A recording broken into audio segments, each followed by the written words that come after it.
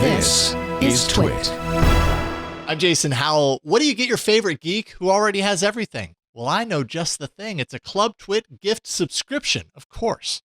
TWiT podcasts keep them informed and entertained with the most relevant tech news and podcasts available. And with a Club TWiT subscription, they get even more. They get access to all of our podcasts ad-free, the members-only Discord, exclusive outtakes, behind the scenes and special content, and exclusive shows like Hands on Mac, Hands on Windows, and the Untitled Linux Show. You can purchase your geek's gift at twit.tv/clubtwit, and they're going to thank you every day for it. All right, Evernote has had a tumultuous life over the years. Once it was on the top of the world as far as note-taking apps are concerned. Everyone loved it. It was even valued at $1 billion once upon a time. But after a series of layoffs and changes in leadership in recent years, the company is now about to undergo another major transition. And so I thought we'd talk about it. I have particular interest in this because I do still use Evernote for very specific things, which we can talk about. But joining me to talk about where it's headed and why he's still using Evernote is Devindra Hardawar from Engadget. Welcome, Devindra. Hey, guys. What's up? It's good to see you. Thank you for hopping on this show. Appreciate it. Evernote has gone, it's been kind of a roller coaster ride. It was on the top of the world. And I think, I mentioned it just a few minutes ago and Micah kind of laughed in response, right? How dare you, Micah? I know. To a certain degree, Evernote has kind of become a little bit of a punchline in and of itself. I think partially because it was once so supreme, and now it's hard to know what it is anymore. I mean, looking back at its history, what are the things that really brought it crashing to earth based on the high of highs that it was at years ago, in your opinion? It may be a lot of hubris or something like that. It was one of the first big mobile apps. I believe it was they launched around 2008. They were one of the first App Store apps. And I think they kind of invented the idea of note-taking on demand. Just save whatever you want. You could do web clips. You could do whatever. But it rose with the rise of the smartphone. And it was something I think a lot of people just ended up relying on. They also had some good marketing too. So I think when I started being a tech reporter, it was one of the things I started using. I just never stopped. It was so useful to me.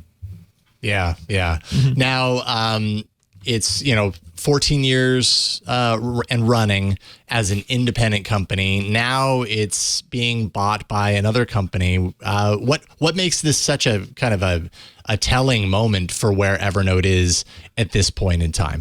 For the next stage of its life. There we go. That's probably I think that's the main thing. This was an independent company for so long.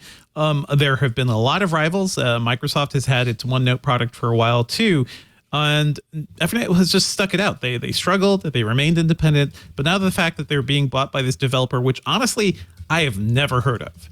It's one of those things where I'm like, I don't know about this. And also I don't know about having all of my, so much of my reporting data and things like that in here to this company that I don't know.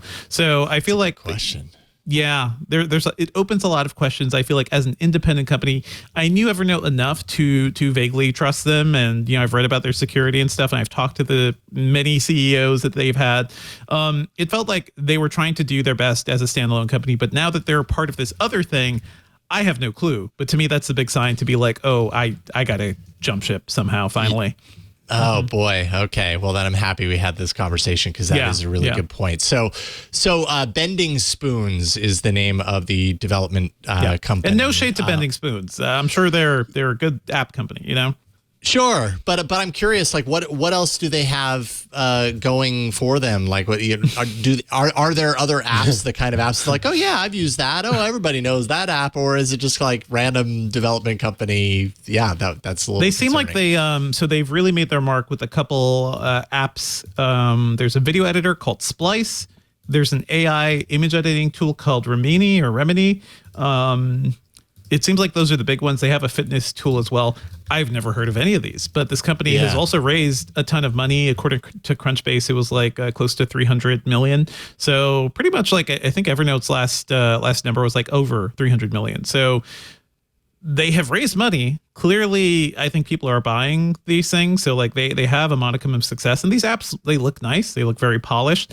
They're all very specific use cases, right? It's one app to do one thing. Yeah. The other thing that worries me is that Evernote was supposed to be the Omni app, right? It was supposed to do so many things all at once. It was basically going to be your second brain. That's kind of what this company has always been pitching itself as.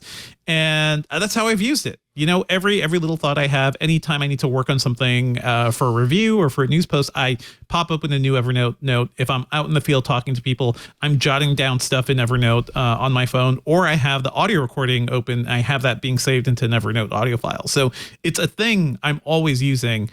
It was my second brain for a very long time. Yeah. Now, okay, so you've been definitely one of the power users, let's say, of Evernote. For sure. Evernote. I've been paying for it forever. Time. Yeah. Yeah, and as have I. It's really hard. It's going to be really hard for me to transition away too.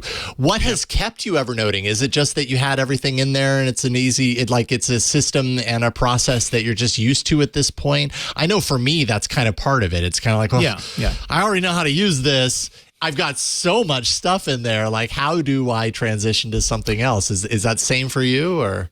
It's, that's part of it. Moving is going to be a huge thing. But also, I've looked at the alternatives. Like every couple of years, I look at things. I looked at OneNote for very, very hard a couple of years ago too. Like Evernote had a whole thing where they were raising prices and there were like security issues that people were concerned about. Yeah. Right. Where I started to rethink it as well. And the CEO, they kind of backed off on the security stuff.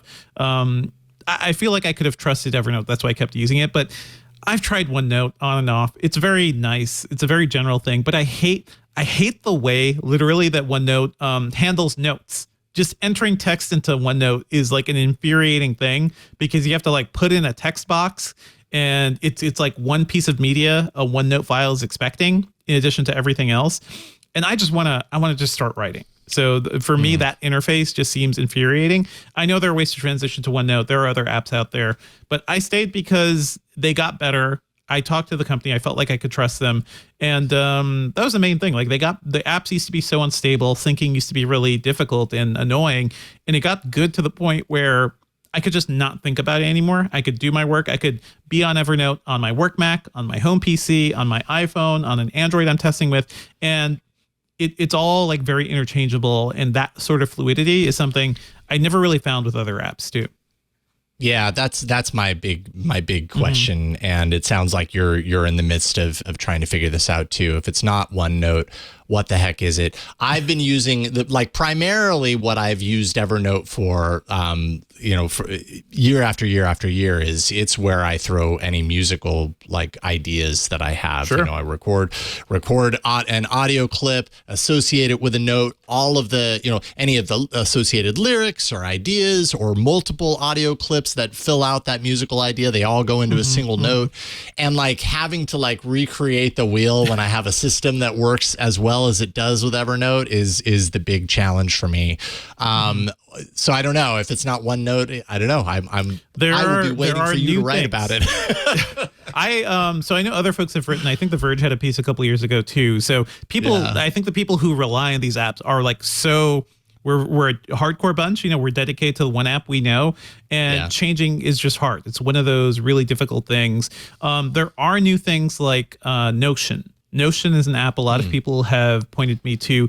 It's more like a simple database, but it can take notes. There's also Simple Notes. I think that's the name of it. And it's a similar thing. It's like a slightly more evolved note-taking app. None of them quite do everything Evernote does, but I have to do some more digging. I feel like Notion may be the thing, and maybe for you too, for it to have more of a, database happening, like to be able to sort your files and everything. When it comes to the feature set, like what do we know about what Evernote is working on? And I guess now as they transition into this Bending Spoons relationship, maybe it becomes less or more important, but are there any new features on the horizon that make this more of a have to try out again, or might possibly incentivize people to take a look at it? I don't think so. Like for me, I wasn't even waiting for new features. I just wanted like a more polished, stable system. Yeah, right. But the current CEO, Ian Small, says that they're currently testing collaborative editing in Notes between multiple users. And I have to look at that and roll my eyes and be like, is this 2008 or whenever Google Drive launched and Google Docs launched? Like we've been here for a while. They're also going to be launching deep Office 365 calendar integration, which could be really useful too. But again, I don't really need new features. I just want to be able to trust this company that you'll stick around, that you'll keep my data safe, and you will sync quickly, and securely. So no, these new features aren't really compelling to me at all. And then hopefully there's an easy way to transfer data out if and when that is, the space or the place that you find yourself. That'll be the challenge for me as well. I hear there are a couple of ways to do that and a couple of tools to do that too. So I feel like any existing note-taking app would want to have a good path for Evernote users to move over. Yeah. Yeah, one would hope. Well, cool. Well, thank you for hopping on for a few minutes to talk to us about Evernote. And who knows, maybe the features will keep some people around. But I think it sounds like you and I are in a very similar position where it's kind of like, oh, absolutely. Maybe it's time I feel like all the power elevate. users are like looking at this and just thinking, this is probably the sign I need. I know someone in TechCrunch also wrote up like pretty much a eulogy for Evernote. So it's kind of the same deal. Yeah. I hope it sticks around, but I need to find a safer spot. Yeah, fair enough. And I totally agree. Devindra Hardawar writes, of course, for Engadget. Thank you, Devindra. Really appreciate your time. Thank you. Have a good one.